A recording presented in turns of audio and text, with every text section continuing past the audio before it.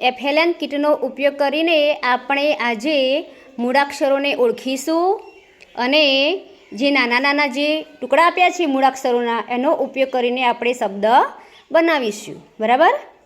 તમને જે ચિત્રો આપ્યા છે એ ચિત્રનું તમારે નામ બોલવાનું છે અને પાછળ મૂળાક્ષરને તમારે ઓળખવાનો છે. ચલો પ્રિયા, તારી જોડે શું છે બેટા? થ. સરસ. ધીમી ધીમી.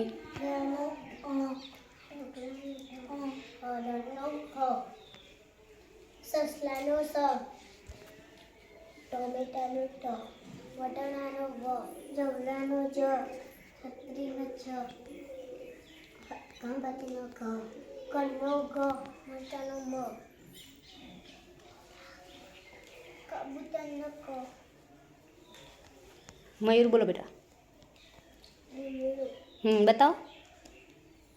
હા બોલો, શું છે ચિત્ર? હા બતાવો. ભ. બોલો. ભમેડાનો ભ બોલો. દડાનો દ, ધજાનો ધ, નો ન.